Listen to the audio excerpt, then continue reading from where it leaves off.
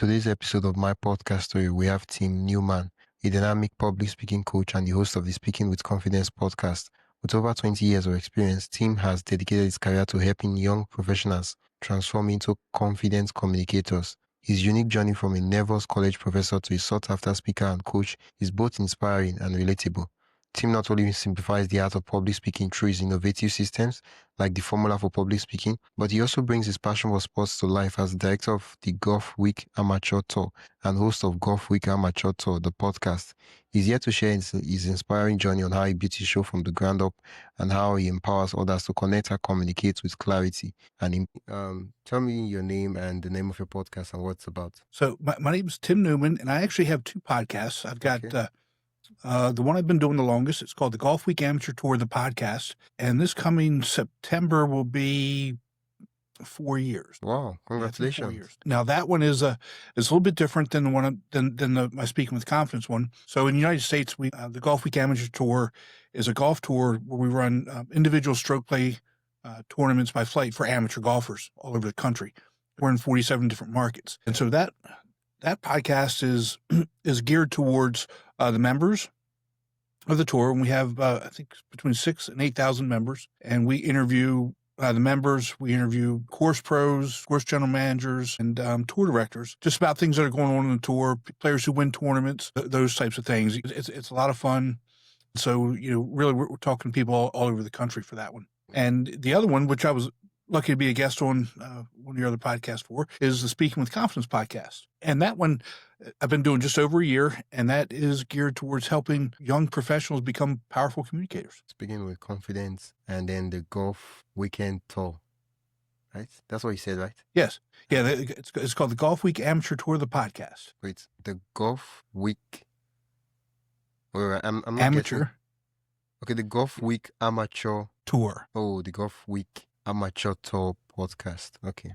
So the podcast is for amateur golfers. Yes, and so like the Golf Week Amateur Tour, so we've got between 6,000 and 8,000 members across the country in the United States. Okay. That's the oldest. That's about 4 years, and then yes, Speaking with Confidence. This one is it's for a different audience, and it's fairly new. Yeah, it's about a year old. Okay. I've got 46 episodes as of today as we're recording this, and I just started doing. I had been doing one episode a week. Now I'm doing 2 episodes a week. Okay. When you started the Golf Week with amateur tour, the golf podcast. When you started that, what was the inspiration that led to you starting the podcast? So that's a really good question, because when we started that, we had just come out of COVID and all the lockdowns, and I had a lot of things going on in my life. I was very busy, very stressed out, had some health issues in my family, and I wasn't really having any fun. Wasn't doing anything that was any fun. And I had this idea for the podcast about a decade ago, but it never got started. Wasn't the right time. So I went to the owner of the tour and I said, can we do it? And he said, yeah, sure, do whatever you want. And so I started it.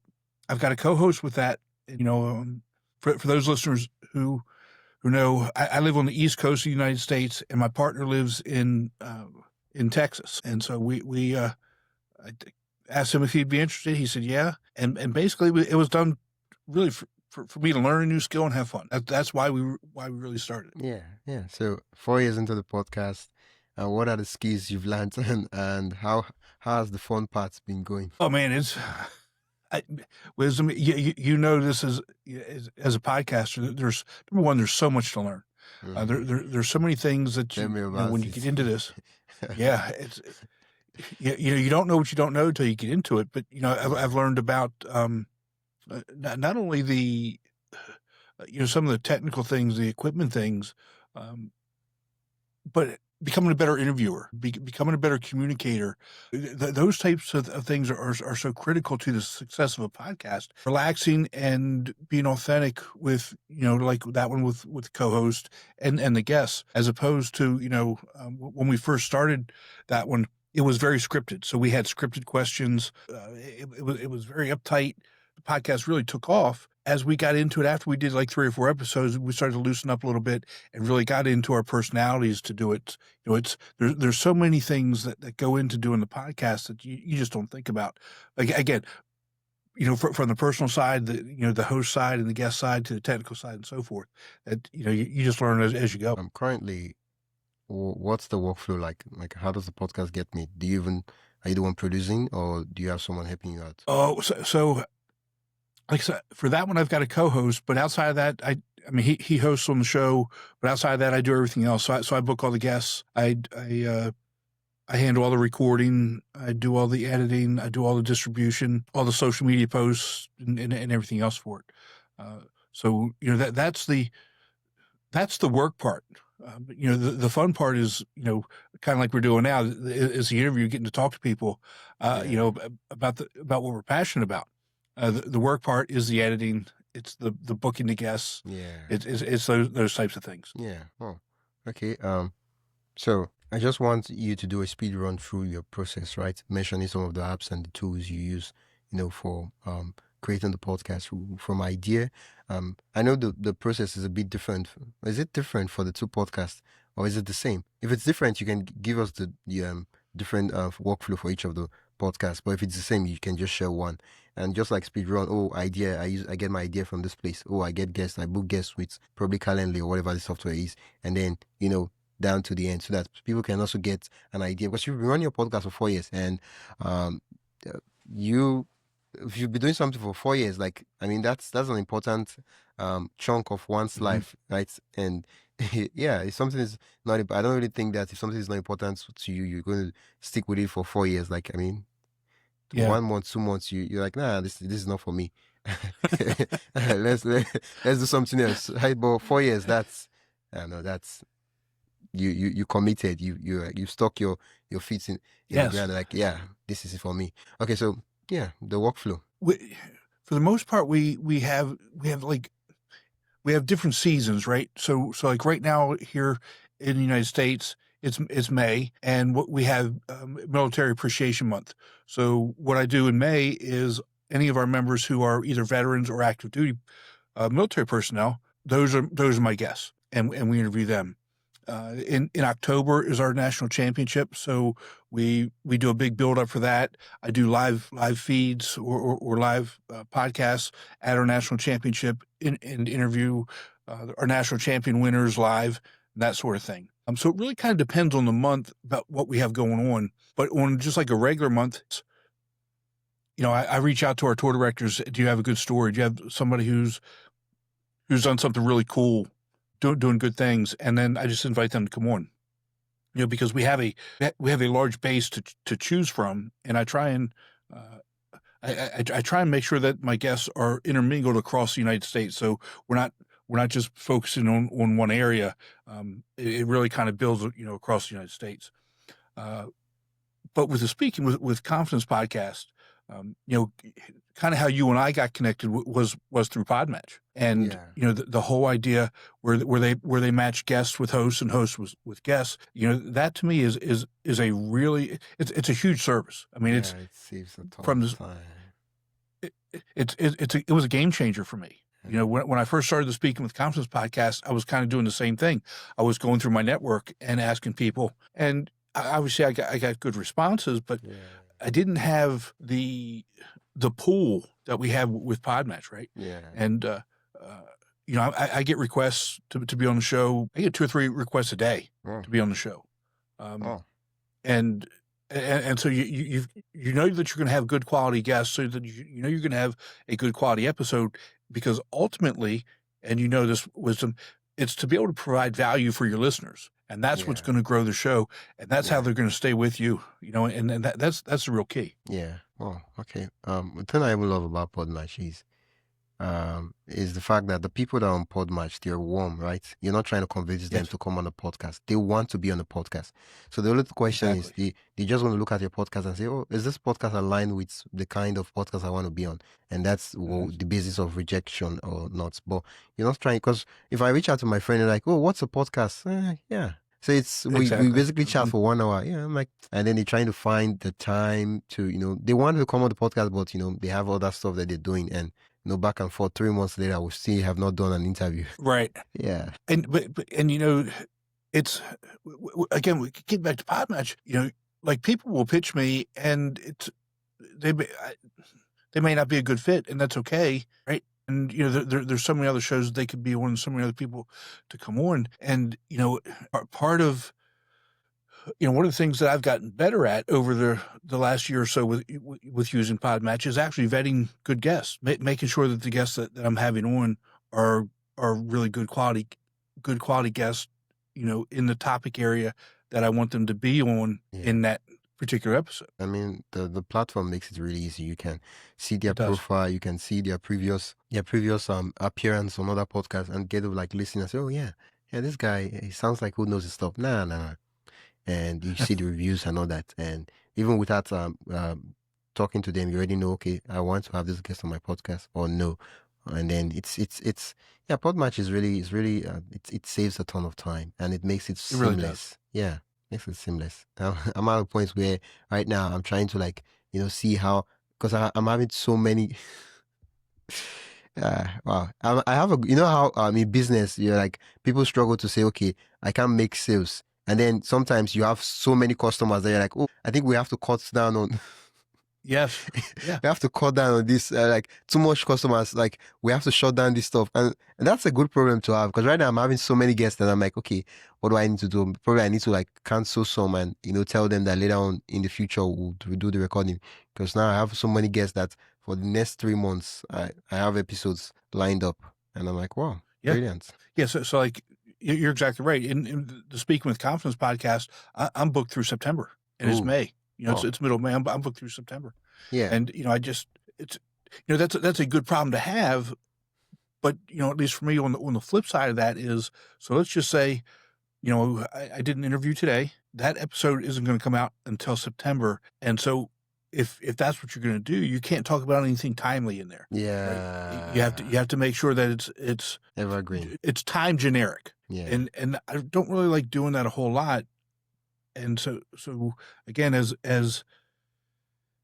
I'm getting requests right now, I'm letting everybody know that contact me in September because of that timetable, right? That are already being scheduled out. Yeah. I mean, your podcast, Speaking with Confidence, is a you could correct me if I'm wrong, but Speaking with Confidence podcast, the most of the things you'll be discussing and sharing, they are what's the word? They're evergreen. They're stuff that 6 months from now, 8 months from now, they would still make sense. It's just that the other podcasts that I'm like, those ones, they would have to do with a lot of, time-sensitive stuff. Yeah. Yeah, it really is time sensitive, and it's funny because so I'll get requests to be on the golf one, and they want to be on.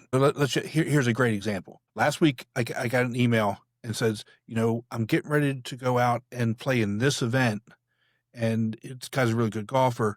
Can you get me on tomorrow? No, I can't, because that episode isn't going to come out for another 2 weeks. Yeah. We've because I only do that one every other week. We only have enough content for every other week for that. Yeah. So it's not like it's not like a regular radio show where you can just hop on, we can get you broadcasted out there. And, a lot of people don't understand that, that production schedule that we have to go into. Right. Yeah. So for example, we just had our most recent episode came out this past Monday, and we're recording this on, today's Thursday, right? Yeah. Today's Wednesday. Whatever. So it's Wednesday or Thursday. Who cares? Right. Yeah. But the episode came out on Monday. And so I've already done one interview for the next one, and I've already started to edit that interview, and I'll do another interview in a couple days for that following week. So it's not like the speaking one where they're coming out every week, or twice a week, and that production schedule, and with the editing and all those other things that have to be done. Yeah. Yeah. Well, wow. I mean, if you're doing a daily podcast, PodMatch, even if you're doing a daily podcast, you still, because right now PodMatch has over 14,000 members, and the number is increasing every day, right? And that's so many. And when you first start out, you start getting reviews and all that. Sooner or later, even though you don't reach out to people, guests will start reaching out to you. because you just start ranking in a lot of matches, and so they just message you, and yeah, and then you start seeing guests that really actually fit your profile that you really want to talk to, and Right. you're like, I have to say no for now.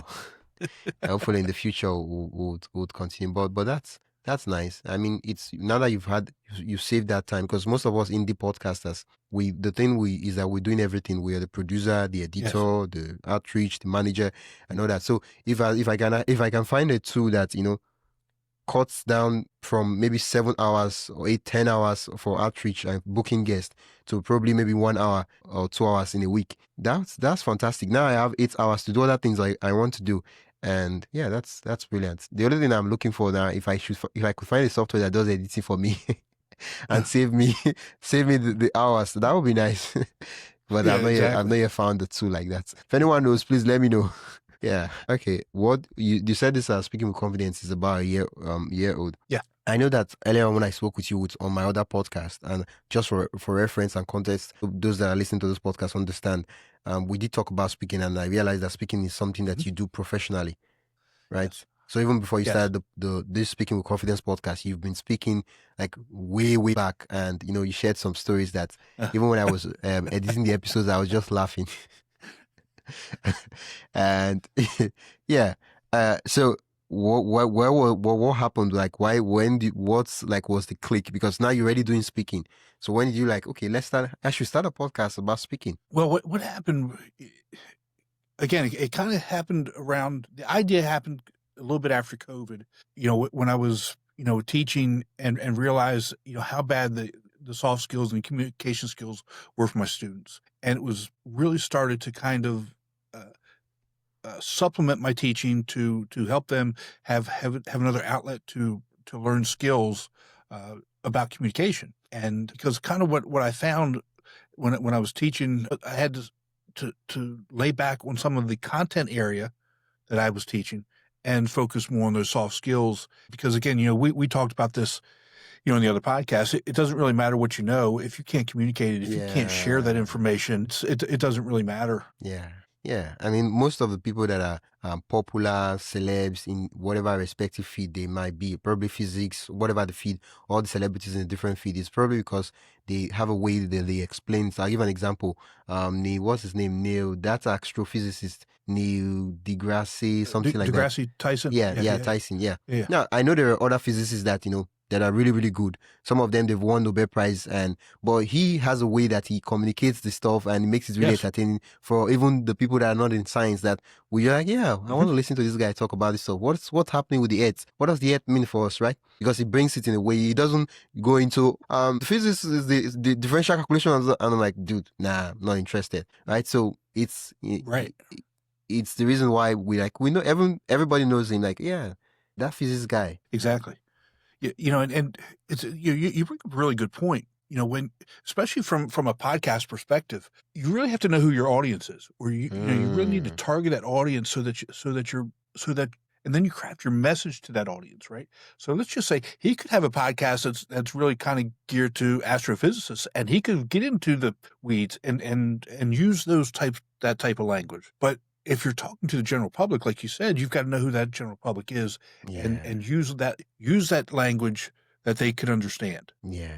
And that's so important. Yeah. I mean, you could start a podcast Speaking with Confidence, and unknown to you, right? Unknown to you for some reason, right? 90% of the people listening to your podcast are kids and teenagers. And in your mind, you're like, oh, the people that are listening to my podcast are my peers, people around my age group, right? In your mind. And so when you're talking, you're like, oh, you kind of know when, when you give example, when I got married and stuff like that, and all this stuff, you giving the examples, everything. Now, of course, it's still speaking, but you're like, I'm like, I mean, there's nothing wrong with it, but it's not just connecting, because now there's a difference. You're talking to someone different on the same message, but you're speaking to two different persons. And that's again, from the podcast perspective, you have to know who your audience is, and you have to make sure that you're looking at your data, and making sure that your messaging and your terminology and the marketing, you're targeting the people that you want to target. Yeah. And that's an ongoing process and an ongoing struggle too, because for example, with the Golf Week podcast, I know who the audience is. It's a ready-made audience. You know, our members are between the ages of 15 to 70. So I got a large, well, a big range in ages, male and female, golf enthusiasts. So, you know, it's really kind of general, but things are definitely geared towards golf and the Golf Week Amateur Tour. That's a real easy one. It's ready-made audience. Okay. The Speaking with Confidence podcast, I did not have that. I had to create the podcast based on who I wanted to target. And what I found was after a couple months was I wasn't targeting that audience. My audience was trending a little bit older, and that's fine. Yeah. Okay. But knowing that and realizing that, and then adjusting your messaging, adjusting your terminology, those types of things to target the people that you want to target you really do need to look at that. Yeah. I want us to quickly talk about how you've grown this Speaking with Confidence. Is the podcast audio only or audio and video? Excuse me, it's audio and video. It started off just audio, and I went to video. I think it was August or September. What's the name of the podcast on YouTube? I want us to pull it up so that when I start asking questions, we can make reference to it together. What's the name of the podcast? Your podcast. Tim Newman. It's Tim Newman, public speaking coach. Okay, Tim Newman, public. Why can't I type fast? Okay. Speaking with Confidence. Yeah, I see it.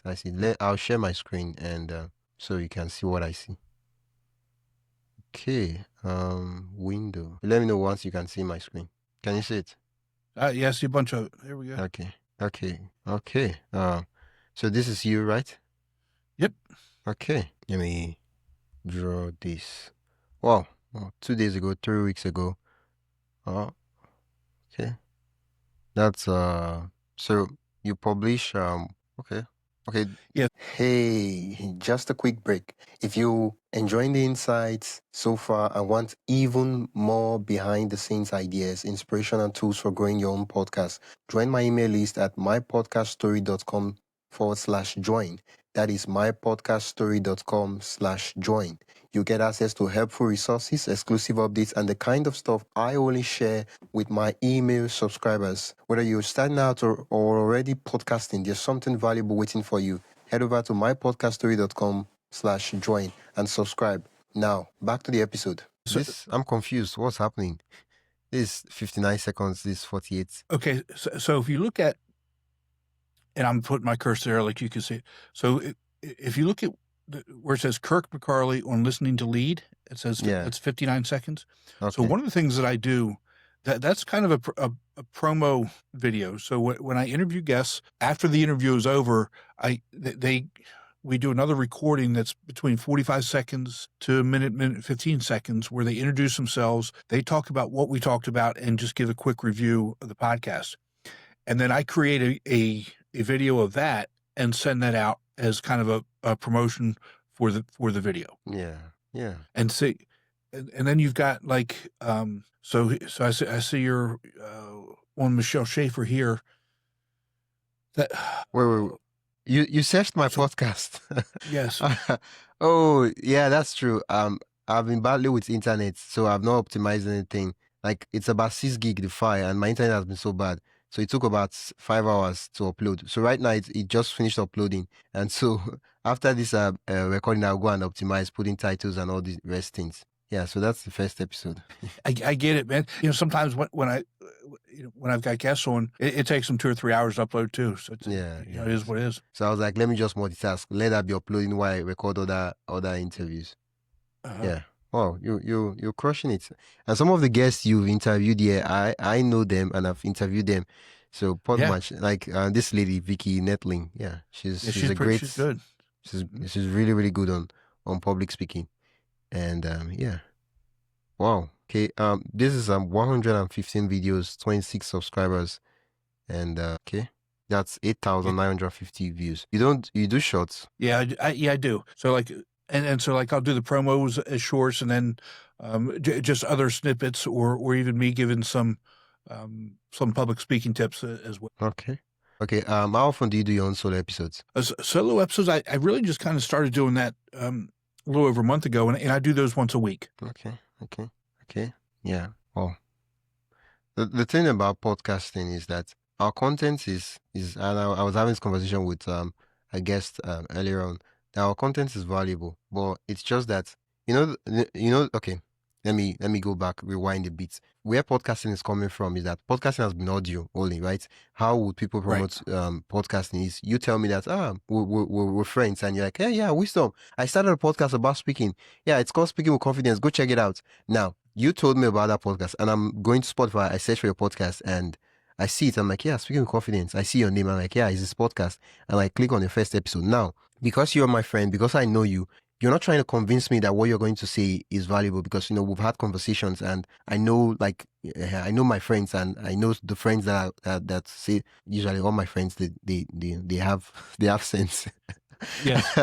So I'm already so that what you have there is valuable. So I'm listening, and I'm like, okay. So you're not trying to convince me, because I already know you. And usually with podcasts, because there's no discoverability built with it, people get to know about the podcast on other platforms, let's say your social media pages and all that, and then they go check out your podcast. And so before they get to your podcast, they're already convinced that, oh, this guy is an expert on what he does, and so he has a podcast, and so they go check it out. So you're not confusing them to listen to the podcast. But here on YouTube, which is a bit different, is I see your video pop up on my feed. I've never seen you. I don't even know who you are. And I'm seeing this video, and I'm like, the SPN statistician who teaches. And I'm like, now, you're a stranger. I don't know you. I'm like, I have I have traumatic experience where I listened to 1 hour episodes of stuff, and I realized that it was garbage. And so when I click on the video, right, the first 60 seconds, I'm trying to see, is this stuff worth my time, right? I'm trying to say, okay, is it Yes. would I get value from this stuff, right? I'm looking at the cover image, I'm looking at the title, and then I'm looking at the first 60 seconds of the video. And then once the first 60 seconds I get value, I'm like, okay, yeah, this stuff is worth my time. I click on play, and I start listening to the episode. So that's why it's way different from podcasting. And then you see some podcasters, they try to do the approach of the podcast where they, if you have a good podcast and it's valuable, you can pretty much use any title. It doesn't really matter. People will still listen to your stuff because they already know that they already trust you. So it doesn't matter the title you use. Even if you put I am dancing or something like a day in the, or what's a non-descriptive title I could use. Reflection time. I have no idea what the reflection is about, and I trust you, so I will listen to it. But if a stranger sees your video on YouTube, reflection time, I'm like, nah, I don't care about your reflection. Who are you? So I move on, right? Exactly. Yeah. And that's where the whole SEO and algorithm really comes into play, and it kind of feeds you things that you are already interested in. Yeah. The discoverability, it helps you to get in front of new audience without having to do extra stuff. Right. Yeah. And that's why, you can see just the growth, and I obviously need way more subscribers there, but you can see the growth of this podcast on YouTube. Once I started, using the good thumbnails, and using SEO keywords in the titles and those types of things. So yeah, let me even see because there's a tool you can use to say see how a channel grew over time, and see, okay, when they get serious, because sometimes you might start a channel 8 years ago, but just started being serious with it maybe 6 months ago, and so when I look at it, I'm like, oh yeah, the guy is active, but I don't even know who he is. Okay, Tim Newman. You can keep talking though. Why? So I've not seen this website. So you're teaching. You can't see the screen. It's called Social Blade, right? When you see your icon, Tim Newman is very popular. Yeah, that's what they say. What's the name? Tim Newman, public speaking coach. Okay. Yep. Yeah, let me search for this. Okay. Why is it not popping up? It's not showing. Okay. What's the channel ID? Okay, this is the channel ID. Okay. Okay, here we are. There we go. So I'm supposed to click on the parts here. Oh, it's been a long time since I used the platform. But usually to show you a graph of, this is what the channel has been like.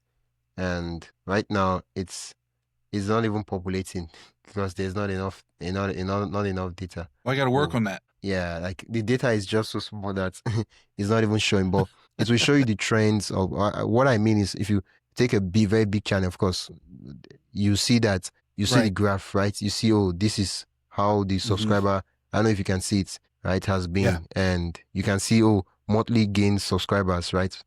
And all that. So back to the channel, yeah. I see the stuff, and yeah, the Kick McLean, the ESPN teacher who teaches, and yeah. I mean, for me, what I would do is, except the guest is very popular, right? I would take the name and put it at the end because I want to front load the title with so much value immediately. I don't know if it makes sense to you, but if it's a celebrity, I'll put the name first. But if it's like regular guests like you and I'll put the name in the title, but it will be at the end.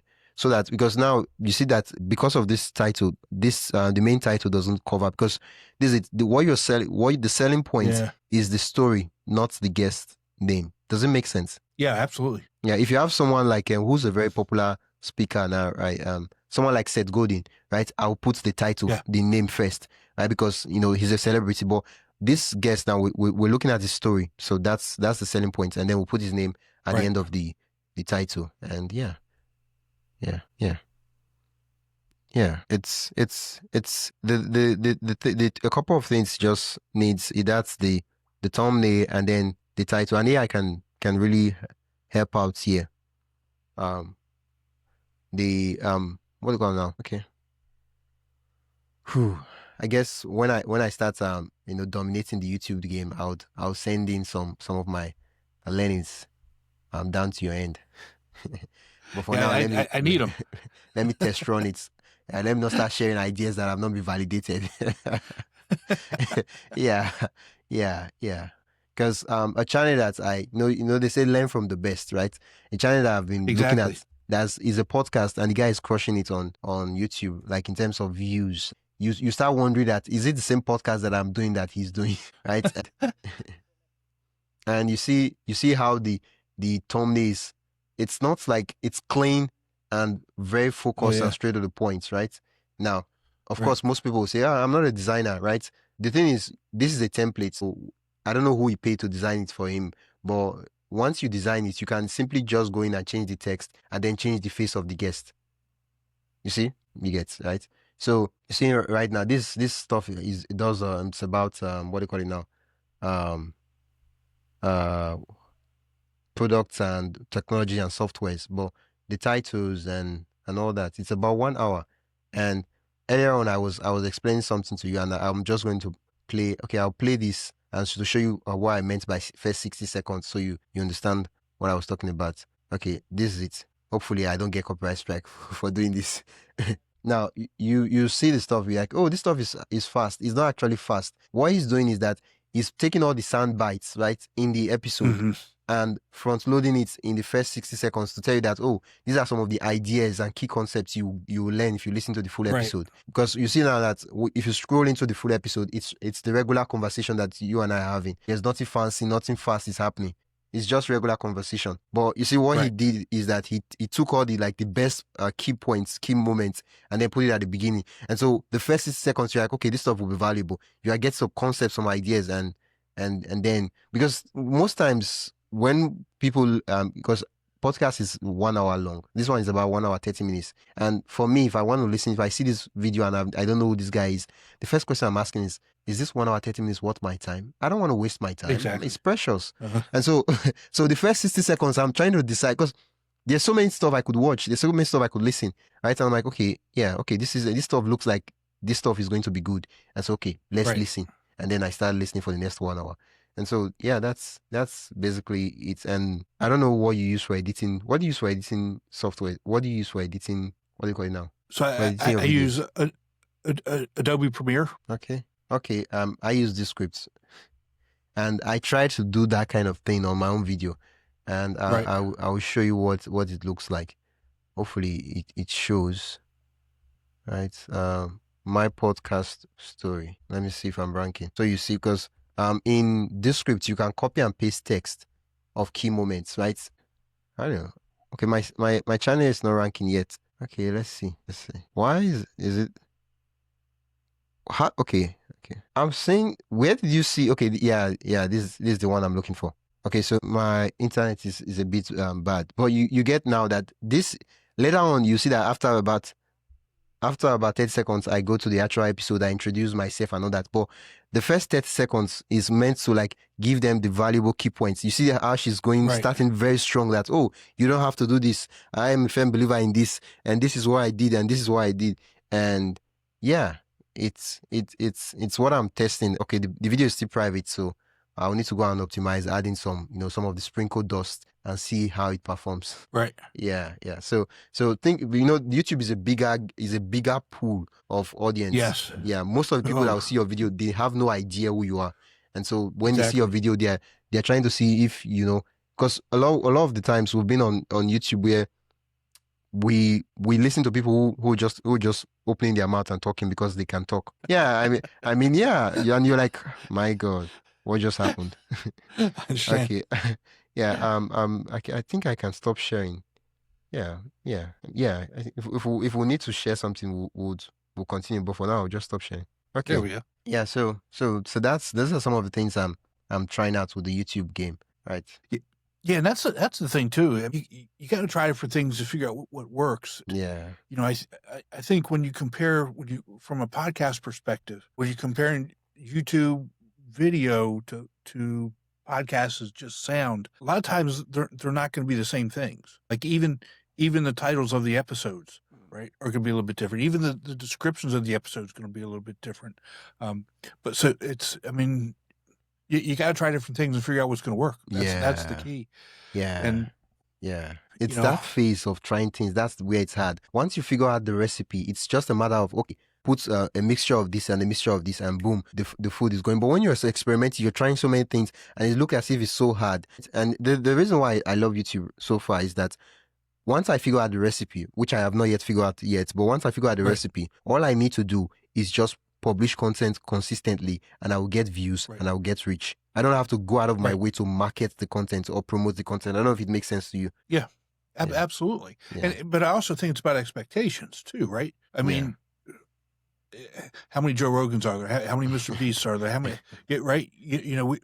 It's about what are our expectations, and it comes back to are we reaching our target audience? Yeah. I mean, first of all, the kind of topic that you are talking about, speaking with confidence, that's I know it's not everybody, but the pool of people that speak English, right? Because we have to be mindful that not everybody on YouTube speaks English. So that cuts out a lot of persons, right? So the pool of people that speak English that want to become better speakers, it's very large, right? It's very large. Yes. I mean, yeah, it's very large. And so we could play in on that. And one of the things I've noticed about podcasting is that it's a platform for people to tell their stories and have conversations. Yes. And I know that they would have told us that we have to do SEO and all the stuff, which is good. But here's the problem. The strength of podcasts is stories. And usually people are like, oh, how to, I could get on your episode now, I could probably change it, but I was like, how to become a better public speaker. That's a good title. But then I could also change it and say how this speaker that story, you share the story in it, and I could make that the title of the episode, such that it compels people to want to, okay, I want to hear about the story, right? Right. Yeah. Absolutely. Yeah. Yeah. Oh, currently, other than the YouTube, right? Which is something that I'm working to make sure that I figure it out, and because there's so much potential there, and I might as well leverage it. Exactly. Yeah. And the sweet thing is, if you do leverage YouTube and you start getting views, right? Because most of the time, you do speaking with confidence, right? Even though it's a niche content, it's not so niched, right? Because there are podcasts where people tell you how to podcast for first-time moms, first-time childbearer, or for podcasts for like very niche podcasts that you're like, whoo, and people listen to it, right? But our podcast is not even that niche. It's like speaking with confidence. Mine is about podcasting, right? Such that when you eventually start getting views, right? What will happen is that if you get monetized on YouTube, right? Of course, that's not like a ton of money, but if you get views and you get monetized, what will happen is that YouTube starts paying you to promote your content. I don't know if it makes because you're getting views, right? which is free business, free promotion for you, free leads for you. But then YouTube is also paying you, and you're like, wow, win-win. Right, because you're the more views you get, the more ad revenue that they get from from other creators, right, and other sponsors and that sort of thing. Yeah, and I know some creators want to argue that, oh, I don't need ads on my I don't need ad money and all those stuff. But here's the thing I noticed that I'm like, any YouTube channel I start, if I can monetize it, that would be nice. Because this is it. Whether you monetize your YouTube channel or not, whether you get subscribers or not, every video on YouTube plays ads on them. So your channel that is not yet monetized, your videos, YouTube runs ads on it, and then they keep all the money. So when you get your channel monetized, it allows you to collect your cut of the money because it's your video. They're making money from your video. So you might as well use the money for whatever you want, even if it's charity, whatever you want to use the money for. It's your business. But I mean, if I'm sweating and someone is using my stuff to make money, I should be getting a cut, even if it's, a couple of pennies. Exactly. I'll take what I can get. Yeah, I'll take what I get. Yeah, I do hope I figure out the stuff. I'll send out, I'll send everything out to my past guest. Yeah. So what are the projections? Okay, before I ask the projections, does the podcast make money? That's a good question. Okay. I don't use it as a moneymaker. Like if I make money, great. But really, it's to provide value and drive people to my website, to take the Forms for Public Speaking course and hire me to be a coach. Yeah. So it's part of the funnel. Yeah. That's the thing. Yeah. I mean, there are other pathways I'm thinking, right? If let's say, for example, something hypothetically that the podcast makes $1,000 every month. What could you do with $1,000 for the podcast? Now, I mean, let's assume that the money is just so small that you don't really need it, like for yourself. Right. Like, what could you do for $1,000? You could get a video editor to handle all the production of the podcast.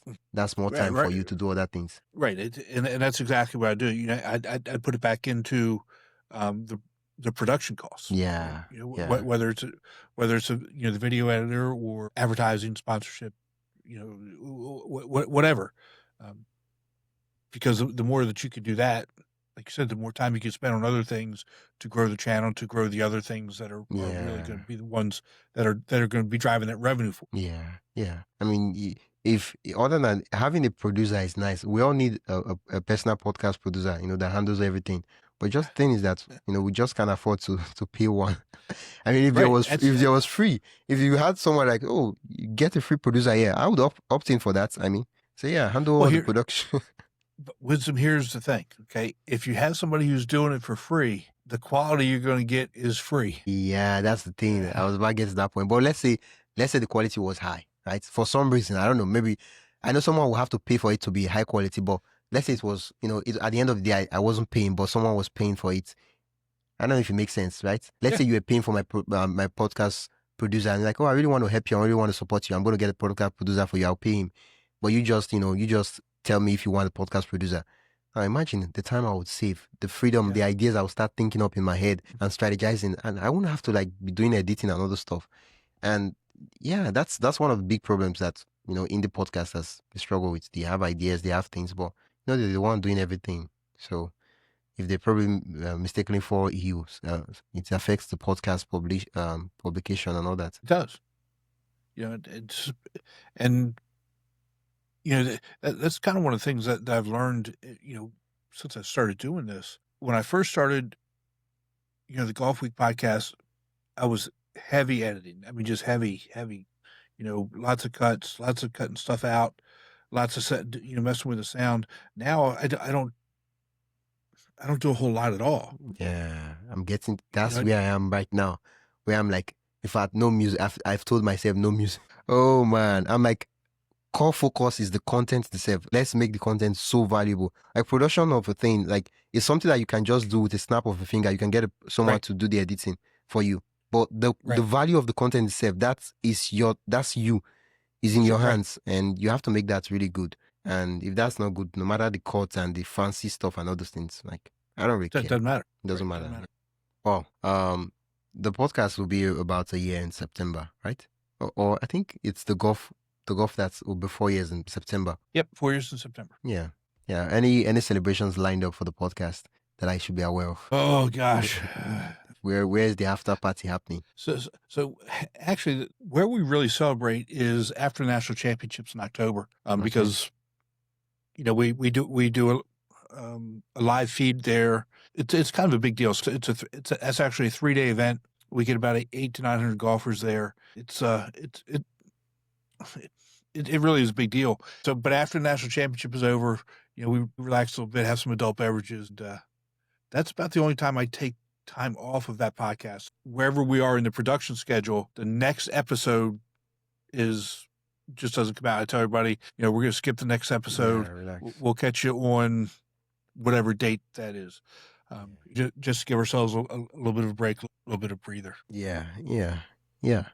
I mean, every day that I look at podcasting and I talk to different guests, one of the things that fascinates me is the fact that podcasting is your own show. You make the rules. You get to decide what you want it to be. You can say, I want my podcast to be 2 minutes long and to come out daily, or 1 minute long and come out daily. And you can do that. You can say, I want to do Joe Rogan style 3 hours, right? You make the rules. That's for some persons, it scares them. Oh yeah, They're I like, mean, what's the right thing? What should I do? Should I do this or should I do this? There is no right or wrong. You make the rules. You make the rules, but here's the thing with that though, right? It's your audience that decides what the rules are. Yeah. You can say that this is what you want to do, and you could do that if you want. But if you're not providing value, if you're not getting the listeners, you can still do it. But why would you be doing it if you're not actually providing that value? If you're not touching people to help them or whatever the purpose of the podcast is, right? And that's the other piece to be doing this. Like I said, how many Joe Rogans are there? There's one, right? My Speaking with Confidence podcast, there's when I look at the data for it, when the episodes are longer than 50 minutes, you can really start to see the audience starting to fall off. So why would I want to continue longer than that? Right. Because again, we want to provide value for them.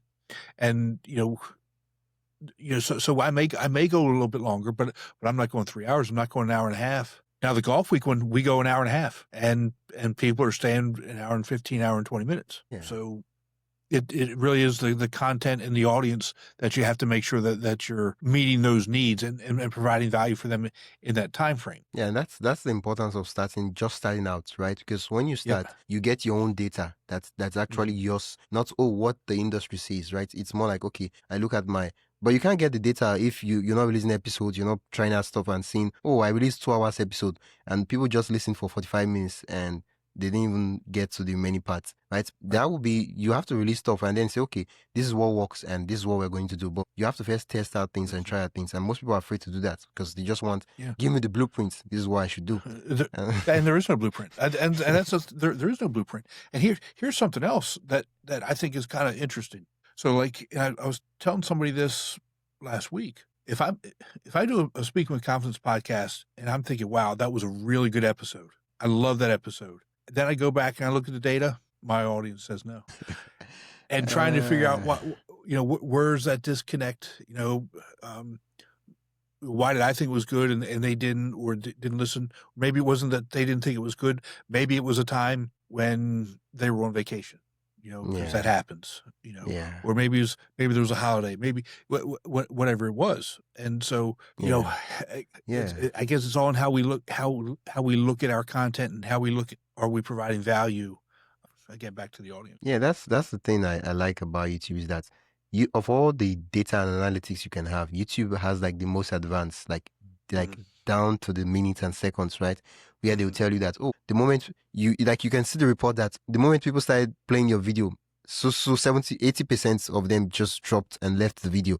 And you start asking yourself, what did I say the first 30 seconds? What was I saying? I was rambling about about the weather. I'm like, yeah, I see why. That makes sense now. See? And And if you don't make changes, then not only are you not going to get, views, you're going to actually lose subscribers. Yeah. I mean, if the podcast is for you to just talk about your stuff and just post it out there, I mean, you don't really need to make changes. And that's the thing about. But if it's like I want to help people, then it's not okay. Okay, if I put it this way, it doesn't. It's not. It's affecting the way they consume. It's just like if you're giving vegetable to kids and like if I put it like this, they don't eat it. I'm like, oh, I want to really give them this vegetable, but let me do it this way. Let me create a smoothie or something like that, and then give it to them. Exactly. And then like, yeah. You understand? So it's coming out of a place of love and saying, okay, I want them to get this stuff is valuable. I know it's valuable, but right now the way I'm presenting it, they don't really like it. Right, and you're absolutely right. Yeah. And then finally, I'm going to ask you, what's an advice you wish someone had given to you 4 years, 5 years before you started the podcast? And yeah, kind of like a pep talk. Wow. Stick with it. And and obviously I did. That's what I do. But don't let the numbers discourage you, because again I think sometimes we have unrealistic expectations, because again we see Joe Rogan. We see. I keep saying Joe, but I mean it could be anybody, right? Yeah. But those people are the anomaly. The majority of us that are doing this, we've got much more modest numbers. Right. Just think about this. If your podcast gets 120 downloads in the first 7 days, I think that puts you in the top. You're crushing it, man. Yeah, it puts you in the top 25% of all podcasts. 125 downloads in the first week. That's not even, what's that, 20 a day? Yeah, it's not even the numbers, right, that is fascinating me. It's the fact that 150 persons, right, in real life, like try to imagine 150 persons all saying that they spent 1 hour of their life, they listen to you talk about whatever shenanigans you're talking about. Right? That means a lot to me, because it means that of all the things they could do, of all the people they could listen to, they chose to listen to me. You. And like, that's a privilege, man. Exactly. And so don't focus on things that you have no control over. Yeah. Produce good quality content that's going to provide value to your listeners. Yeah. And it'll work out. Thank you so much, Tim, for being a guest on the podcast and for sharing your podcast story. And yeah, it's been super relaxed chatting with you. I'm thinking of probably in the future, when after this episode comes out, we could do I don't know what I'm thinking of, concepts, ideas of what we could do. Maybe we could really focus and drill down on how people can use podcasting as a medium for becoming better speakers. I don't know, and it's the idea is still rough, but once I have it fully fleshed out, I'll send you an email, and then yeah, we can take the necessary steps to make it a reality. Anything I could do to help you, I'm in your corner, bro. Yeah, that's true. And see, I nearly forgot that I'm supposed to ask you where can listeners learn more about you. Okay, where can listeners learn more about you and what you do on your podcast? Probably the best place to find me is at timnewmanspeaks.com. Okay. And that's where the Speaking with Confidence podcast comes from. And that's probably the best place to reach me. Yeah, just leave it at that. Yeah, once again, thanks for being a guest on the podcast. It's been super fun chatting with you. It's good catching up with you, and good to see you for the first time. Yeah. Finally, I got the internet aspect worked out. Nice. But I started with what I have, and we're still going. Awesome. That's it for today's episode of my podcast story. I am Wisdom Okonkwo, and I hope this conversation sparked new ideas and gave you a deeper look into the heart of podcasting. If you've loved this episode, consider supporting the show by buying me a coffee at buymeacoffee.com/wisdomhq. Every bit helps keep the stories going. And hey, don't forget to follow, rate, and share this podcast with another podcaster or creator who would find it helpful. Thanks again for listening, and I'll catch you in the next episode.